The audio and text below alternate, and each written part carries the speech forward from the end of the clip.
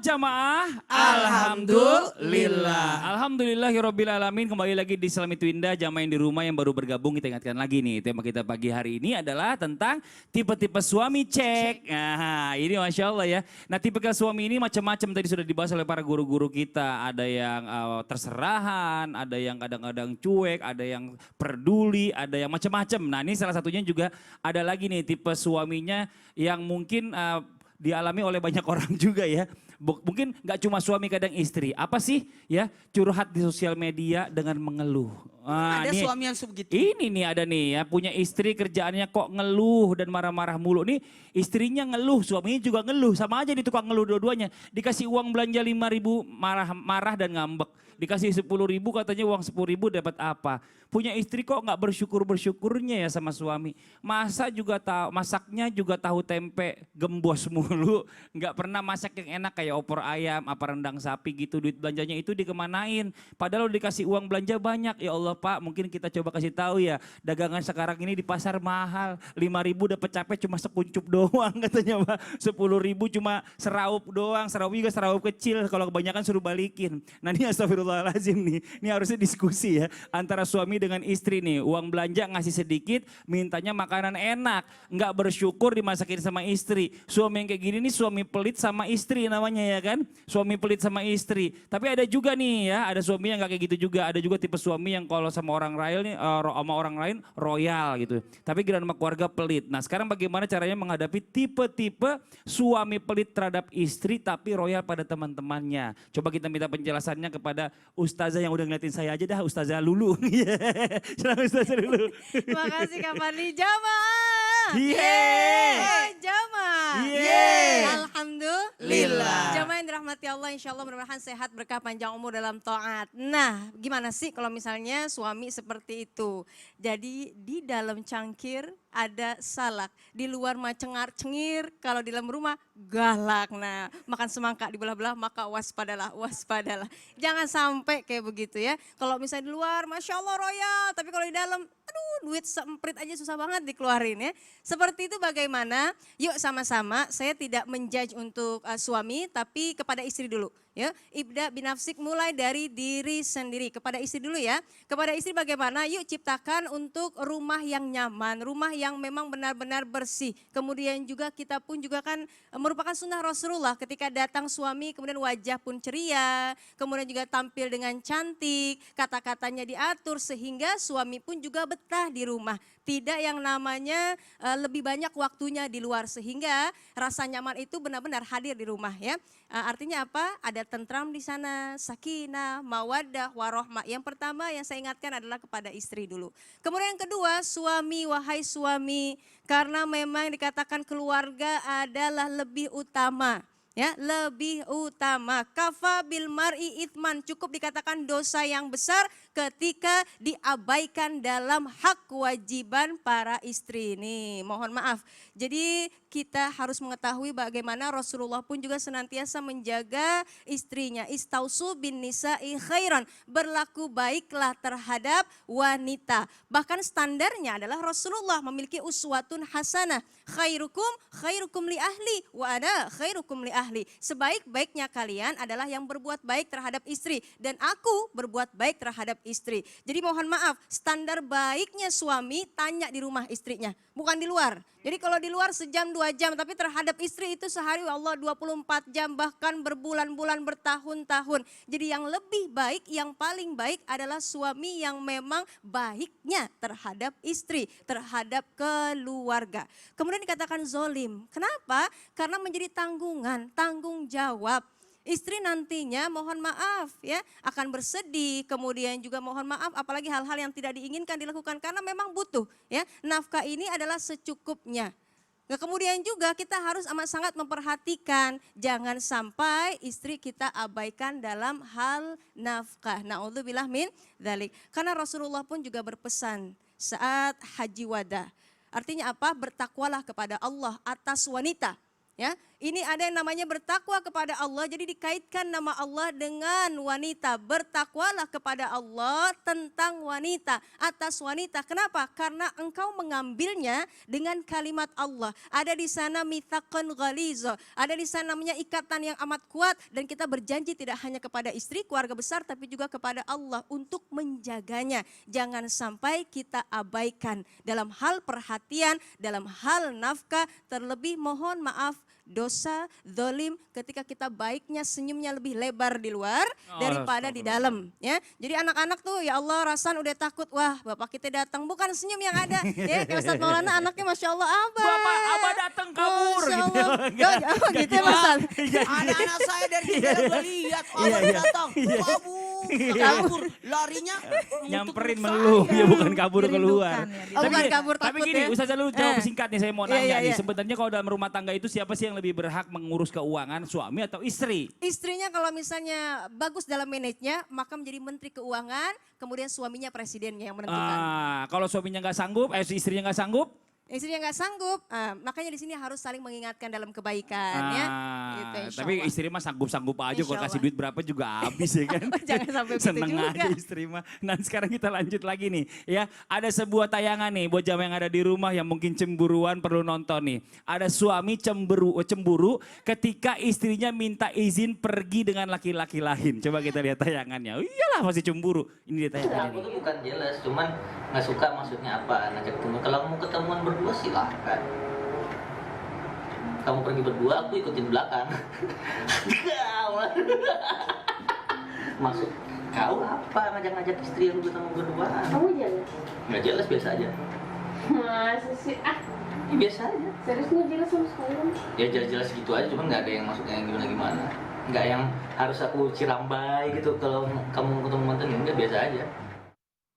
Ya kalau kita lihat tadi video ini video candaan sebenarnya. Iya. Cuma candaannya dari dalam hati. Nah, dari dalam curhat hati. jadinya. Ya pasti gitu lah ya kan, yang namanya suami pasti kesel banget kalau ngelihat istrinya jalan sama orang lain. Ini namanya bukan, kadang-kadang orang suka berlebihan. Karena kalau misalnya ngelihat begini kayaknya wah udah suaminya posesif nih, melarang istrinya bertemu dengan laki-laki. Kelihatannya malahan marah ya kan, ngelihat istrinya terus ngizin bertemu laki-laki itu memang nggak boleh gitu. Tapi kalau tadi kita lihat video ini menjadi satu pelajaran juga buat yang lainnya. Sekarang kita tanya sama Ustadz Maulana nih, bener nggak nih tipe suami yang posesif itu adalah pertanda bahwa ia begitu mencintai istrinya.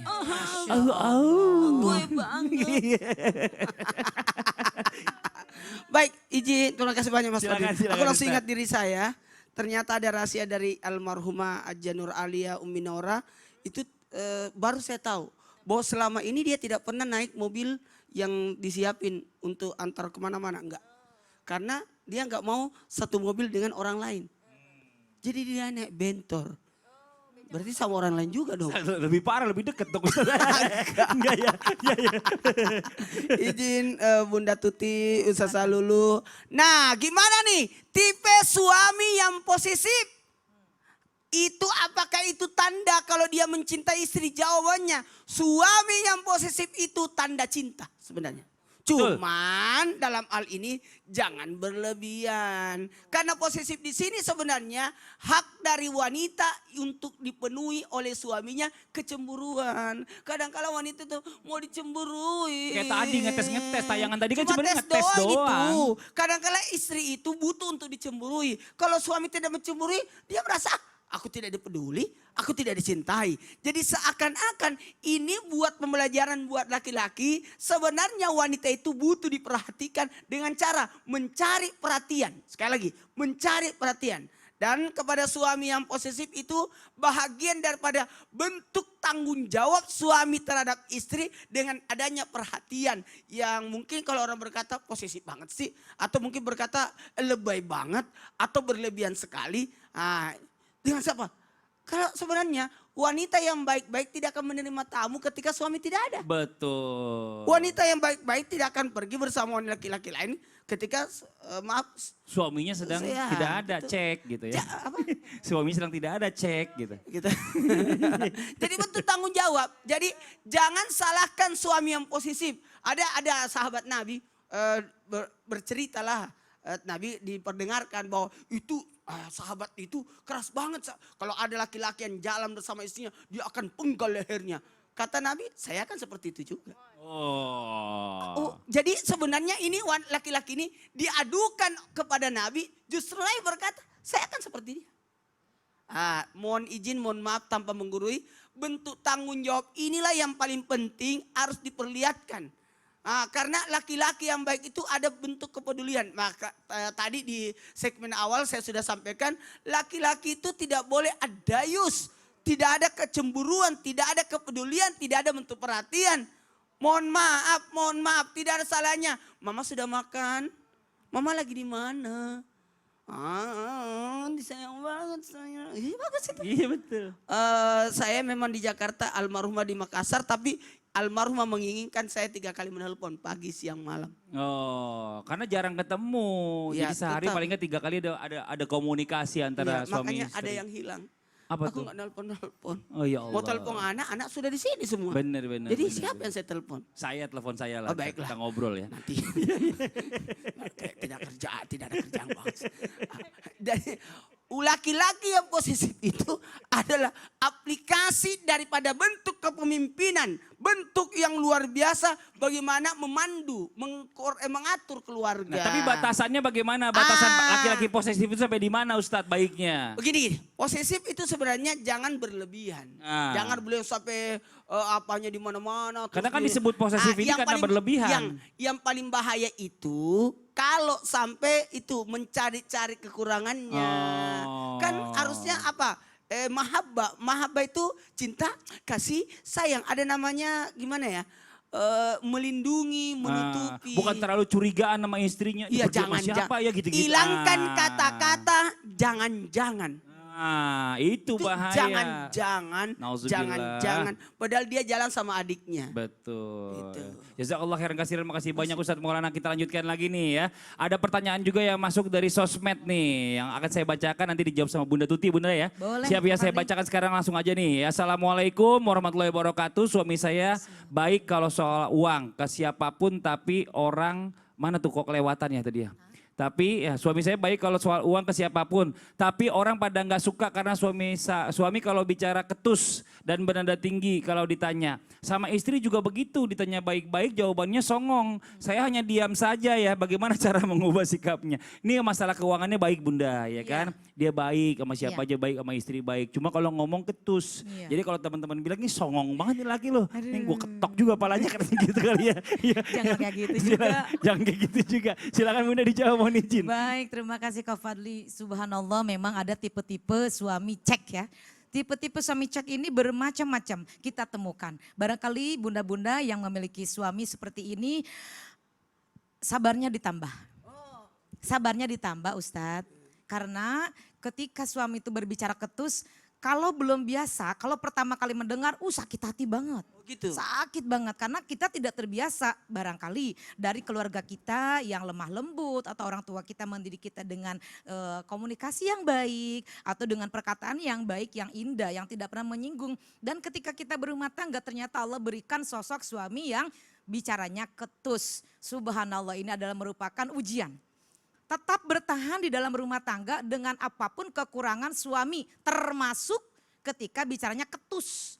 Nah, barangkali selama ini Bunda merasakan ada nggak enak di hati, mengganjal. Apalagi ketika masalah keuangan, royal di luar, ketika di rumah pelit.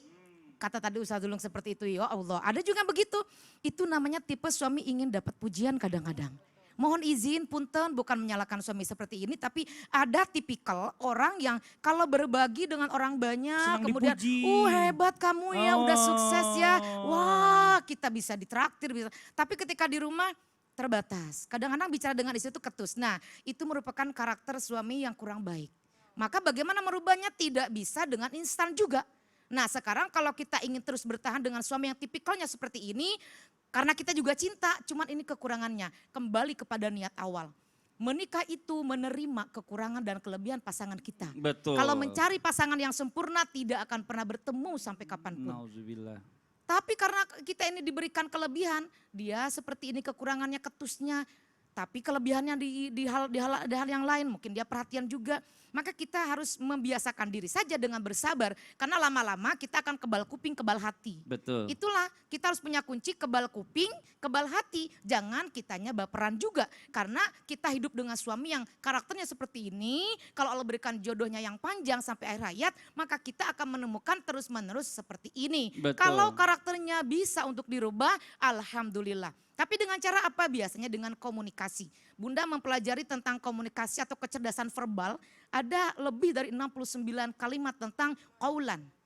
Di dalam Al-Quran itu ada qaulan karima, qaulan sadida, qaulan thaqila, qaulan layyina. Kita ingin memiliki suami yang qaulan layyina, berbicara, berkomunikasi yang lembut. Tapi ketika tidak mendapatkan, terima. Karena itu merupakan kekurangan yang harus kita terima. Kita mencintai suami itu bukan karena kelebihannya saja, tidak usah dibaca-baca yang kelebihannya. Tapi ketika bagaimana nih mendapatkan suami seperti ini, ketus, kalau bicara nggak pernah ngenakin, kadang-kadang kita juga pengen balas. Ingat, lu bisa, maaf, kamu bisa ketus, subhanallah, maaf ya. Mohon izin, mohon maaf. Gak apa-apa kan kebawa emosi, Bu. Kebawa emosi Kamu boleh. bicara ketus, saya juga bisa.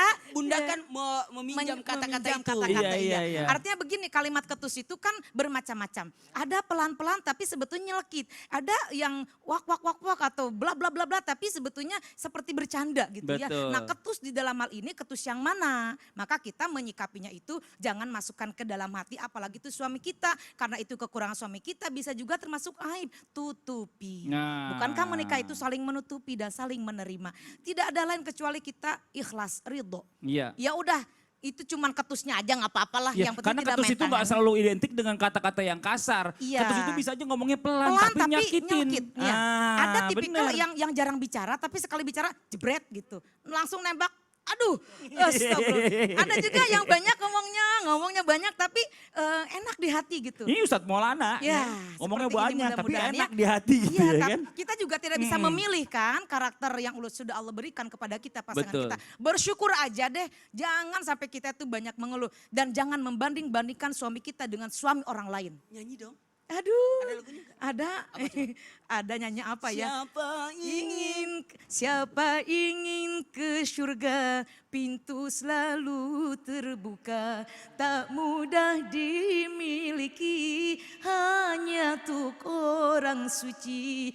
Carilah pintu surga dengan amal sendiri. Ini Masya Jadi Allah. gak usah jauh-jauh cari surga Iya, ya. iya. Surga dalam rumah tangga Itu juga. amal. Iya, tapi ladang kan kalau kita amal. bicara masalah suami ini kan kalau Iya. kita bicara masalah suami ini pasti nggak mungkin ada yang sempurna tadi Tidak seperti kata ada, Bunda. benar. Tapi bagaimana caranya kita pintar-pintar juga menutupi kekurangan Iya. suami agar tampak di luar juga kelihatannya baik Iya, begitu ya. betul. Jadi ngomong, "Papa jangan terlalu ketus-ketus gitu, nggak enak Iya. sama tetangga." Jadi kalau ngomong Nah, baik-baik itu aja. kapan itu ya. contohnya? Mendingan diem aja daripada kamu ngomong dan malah jadi Benar. nyakitin hati. Oh iya bener juga. Itu sering ke saya soalnya ngomongan itu.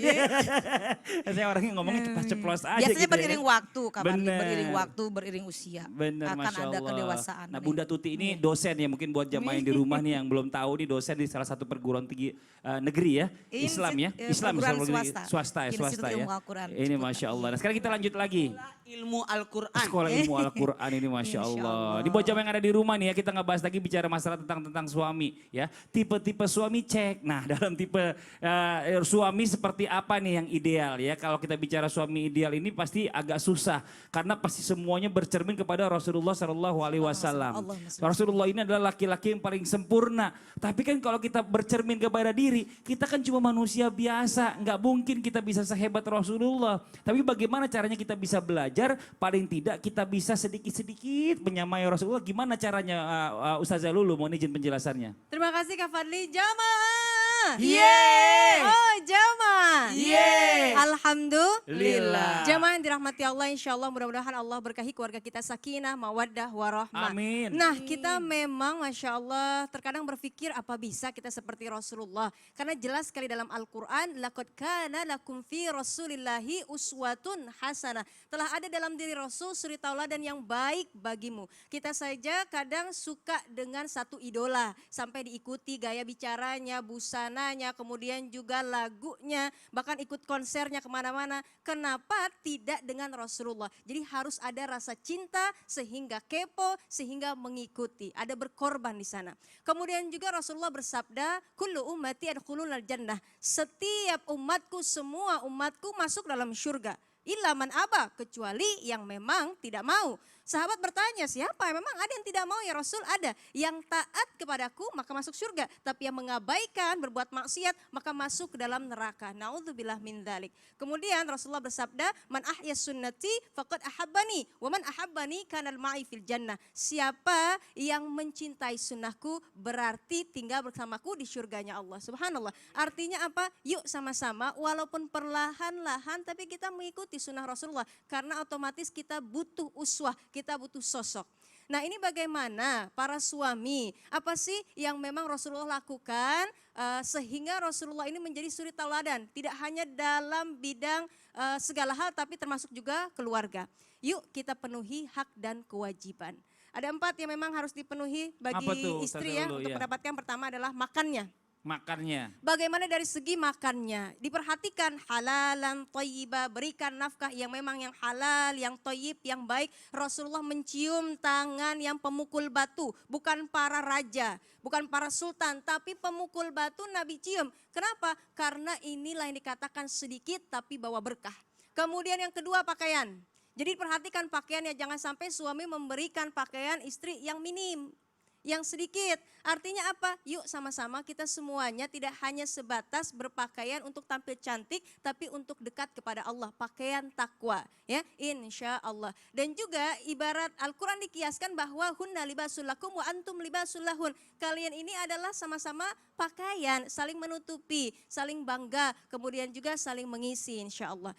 Ada makan, pakaian, tempat tinggal. Rasulullah tinggalnya tidak mewah rumahnya, bahkan atapnya dari pelepah kurma. Kalau Rasulullah sholat, kaki Aisyah pinggirin dulu baru sujud. Artinya apa? Sempit rumah Nabi, tapi mudah lisannya mengucapkan baiti, jannati, rumahku, syurgaku. Karena Nabi penuh cinta kasih sayang, penuh perhatian. Karena Nabi Muhammad Masya Allah senantiasa semuanya dilandasi dengan keimanan kepada Allah.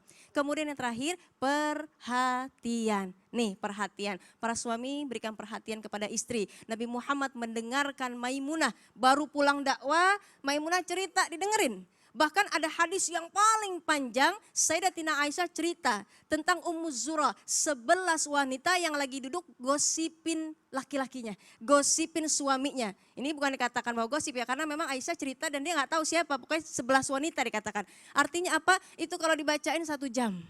Makan tape dermam poda, capek dah. Makan opor hangat-hangat kempor banget. Artinya apa? Kalau dijelasin bisa 2 jam. Masya Allah ini hadis panjang tapi di akhirnya Nabi masih berkomentar. Oh begitu. Artinya apa? Masya Allah kadang kita untuk bercerita saja. Udah deh besok mau ada acara ya. Udah ya Masya Allah. Kalau enggak siapin peluit. Habis waktu durasi habis deh. Ya Allah. Padahal butuh perhatian, butuh pujian dan kata-kata yang indah terhadap istri. Insya Allah makan, pakaian, tempat tinggal, dan juga perhatian. Jadi kalau kita nggak mungkin kita bisa menyamai Rasulullah. Paling tidak kita berusaha belajar ya. Belajar apa yang dilakukan Rasulullah, kita amalkan sebagai sunnahnya Rasulullah. Ya kurang lebih seperti itu ya, benar Ustazah Lulu ya. Betul sekali. Ustazah Lulu, terima kasih Lulu, banyak. thank Ya you so Allah, much. thank you very much, thank you so much. Wih, luar biasa. Ini buat jamaah yang ada di rumah nih. Ya jangan kemana-mana, setelah ini kita masih akan mencoba membacakan pertanyaan yang masuk di media sosial Islam Itu Indah. Dan juga nanti kita akan berdoa bersama ya, agar rumah tangga kita selalu diberikan keberkahan, dijadikan keluarga yang sakinah, mawaddah, warahmah ya, diberikan kelimpahan rezeki. Pokoknya setelah yang satu ini jangan kemana-mana, jangan pindah-pindah channel, tetap di Islam Itu Indah. Jamaah, oh jamaah, Alhamdulillah.